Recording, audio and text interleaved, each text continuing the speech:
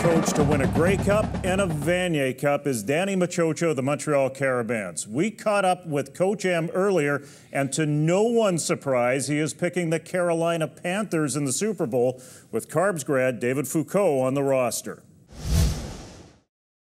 Danny, this must give you the chance to feel like a proud papa, seeing that David Foucault was on the roster of the Carolina Panthers as they head towards the Super Bowl as NFC champions. How proud are you that someone on your roster is now on a Super Bowl team representing the UDM and the CIS? Well, I mean, it's really exciting for us to see him participate in this upcoming Super Bowl that's taking place next Sunday. I've had the opportunity to speak to him here over the last few weeks. You need to understand that when I took over the program here at the University of Montreal, David was a defensive lineman who we had a little chat. We sat down and discussed the opportunity of him switching sides and coming to the offensive side of the football, and that's something that he wanted to do because he thought he'd have a future doing so, and it's clearly paid dividends for him in the last, over the last 3 years at the University of Montreal. He was drafted in the first round, the 4th overall, if I'm not mistaken, by the Montreal Alouettes, and then he signed a free agent contract with the Carolina Panthers. I think he started 5 games, if I'm not mistaken, and I think he's played 1 game for them this year. But this is very exciting for us, very gratifying, and we're excited for David. He's done it the old-fashioned way through a lot of hard work, and the future is really bright for David. Now, there's some examples out there. John Ryan, the Regina grad with the Seahawks, Israel Donajay, the grad of Manitoba, who keep the connection with and have given back to their programs over the years. What does it say about your program, with Foucault being a second-year NFLer, and does he stay connected with your program?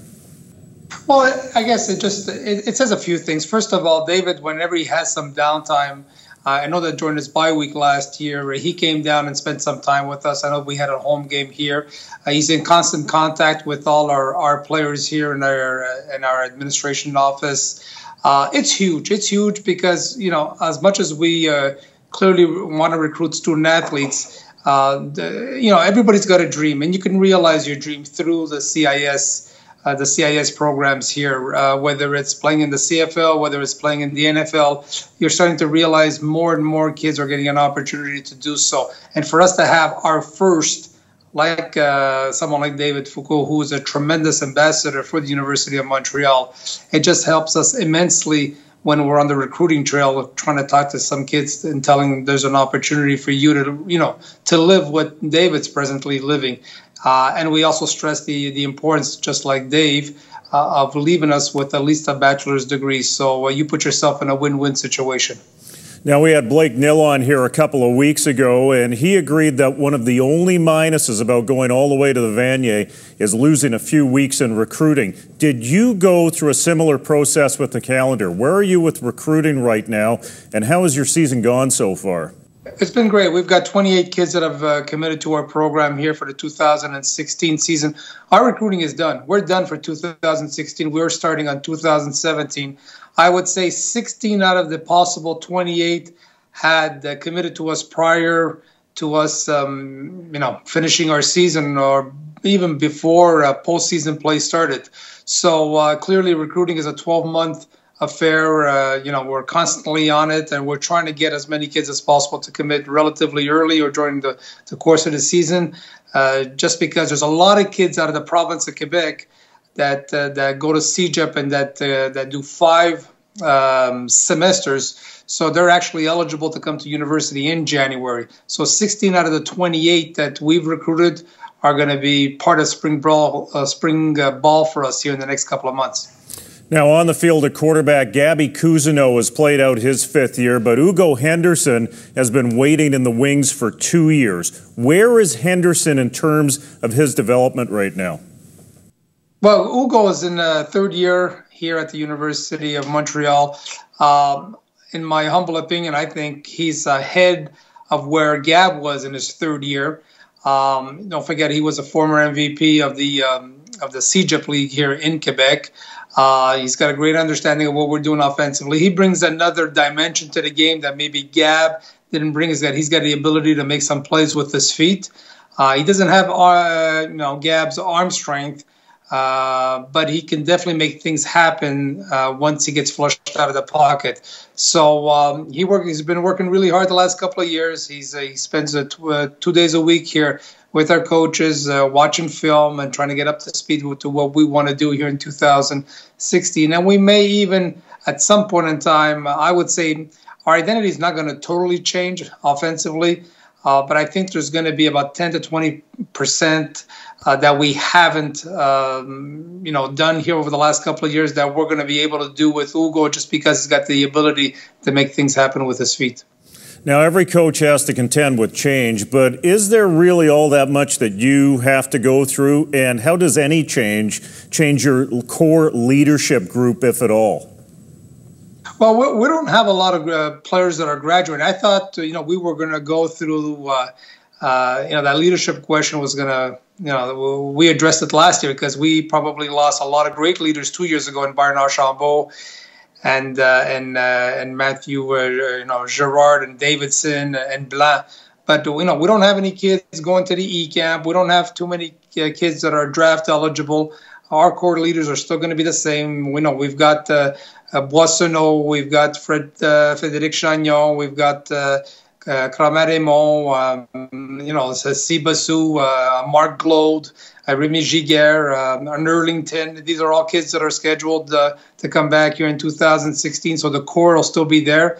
And I'm really excited about our linebacking core, some of the kids that we've recruited here over the last few months. I think they're going to have an impact in their first year, just like our defensive backs had last year when 4 of our 5 starters were rookies. Montreal was always in the mix for a decade, but you finally broke the Laval dynasty. With winning the Dunsmore the last 2 years, the order of the RSEQ has been reset. It's not just red and gold anymore, it's blue and red. What is your opinion on how your program's success reset and perhaps benefited the whole conference?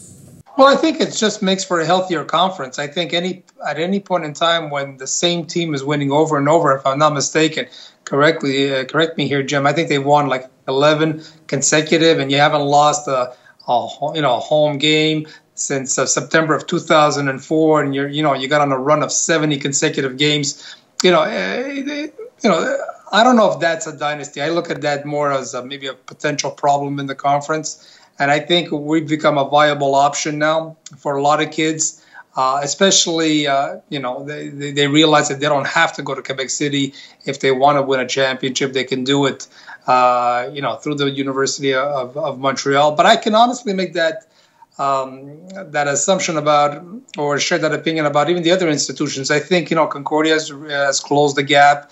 I think Sherbrooke is always a viable contender too. So I think the biggest winners here is the football conference and the fans that come out week in and week out to support us. The proposal for a 7th team in the RSEQ at UQTR was shelved by the university this winter for a 2017 start. Now, the problems didn't exist with the viability of the proposal put forward by the community investors. It had more to do with the state of the university's administration in Trois-Rivières. This proposal will probably come back in another year, but can the RSEQ keep teams 3 through 6 competitive and sustain a 7th team at UQTR? Is the player supply in the province in place? That's a great question, Jim. I'm still asking myself this the same question. Is there an opportunity for a 4th French institution, to have an opportunity to play in the RSEQ and at the CIS level and be competitive, within the next 4 or 5 years? I don't know. I truly don't know. But, if you go back a little bit, they had the same argument about Montreal. We wouldn't have been able, there was no place of having, a 2nd or a 3rd Francophone school. And was there enough football players out there that all 3 schools can be competitive? And I think the answer right now is yes. Will that kick into a 4th institution? I truly don't know. But I think what they need to take a look at is over the period of the next few years, are they going to be able to sustain what's going on in the province of Quebec as far as the infrastructure is concerned, as far as a number of full-time coaches, as far as bursaries are concerned. There's just so many variables that come into play that they have to be able to sustain it over a period of time, and it just can't be a 2 or 3 year thing. Yourself and Jamie Barresi in Ottawa are examples of coaches who had success at the CFL level in various capacities and then committed to the CIS. Recently, Jacques Chapdelaine went to Division II Simon Fraser and was one and done. This year, Mike Gibson pulled the chute on the Rams after less than a year to go back to the CFL. If you were an athletic director, what kind of approach would you take to hiring a coach with a vacancy if you were dealing with a CFL guy? Well, I mean, and I know that's a tough, it's a very touchy subject because sometimes people are just trying to land jobs because they just happen to be unemployed. And sometimes they have jobs and they're already starting to look for their next job. And I mean, that's just it's unfortunate to say, but that's just the industry. I mean, if I was an athletic director, I mean, clearly I'm going to invest into someone that's going to be here over the course of time. In other words, it's not going to be a one and done. It's not even going to be a recruiting cycle. I'm going to be looking for someone that's qualified, someone that him and I can work together and build something special and potentially get on a little bit of a run. But I always ask myself this question. This is a question I've asked our athletic director here, Manuel Simard, when she offered me the job. And the question was the following: how do you want to win? And if you want to win short term by recruiting athletes, and they're strictly athletes and they're not student athletes, and they're going to be one and done and potentially win a Vanier Cup, and knowing full well that at the end of the year you're going to have to go out there and do it again, then the question becomes, have you really won? And in my humble opinion, the answer is no. If you want to sustain it over a period of time, then you have to put a blueprint together. You got to sit down and discuss how you want to build it and see it through. I've had opportunities to get up and leave, but I made a commitment to this institution, and I think athletic directors should also word it contractually when they do sit down with a potential head coach and make them understand we're not in this relationship or just for a year or two. We want to sustain something over the course of time, and there's only one way we're going to do it, and that's by seeing this short-term, mid-term, and long-term plan out together. How much of a difference does it make, though, if the coach you are hiring to your program, who has a CFL resume, is also being hired in his hometown? There's a transient factor to the pros as part of that culture.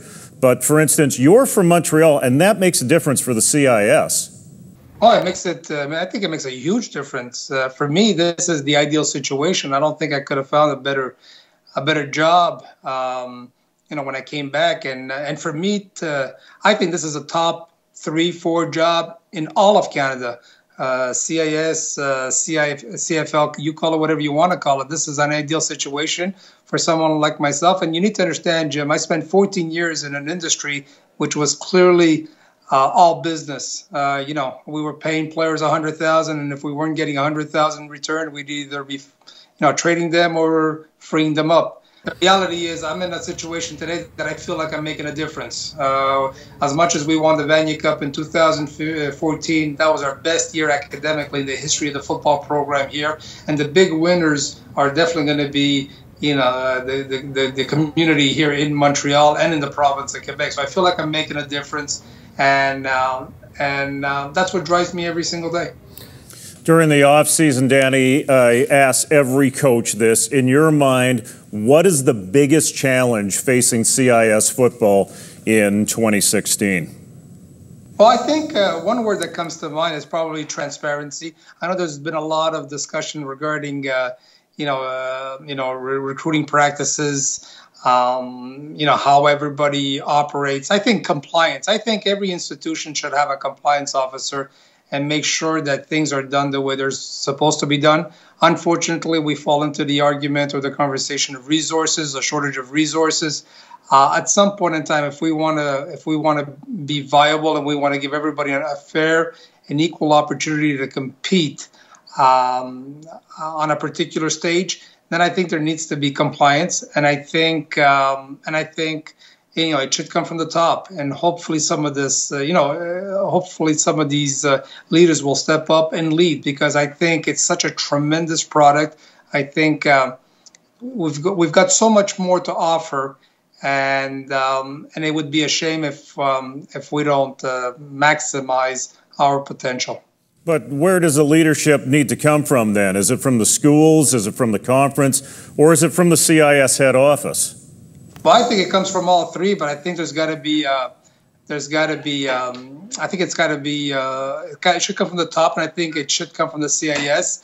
It should go to the school presidents and the athletic directors, and it should trickle down to the coaches. I'm a firm believer that and I think for the most part, when you take a look at what's happening south of the border, it seems to be working for them for the most part, and there's no reason why it can't work for us. You shouldn't have a conference champion 10 consecutive years. Even with the run that Alabama's gotten on and the SEC, there's still been other conference champions, and there's still been other national championships won by other teams. So that's what I would hope would be the situation, at least at the CIS level. Danny, you guys don't rebuild, you reload in Montreal. We're looking forward to seeing the 26th edition of the Carbs, and thanks for taking the time. Thank you for having me.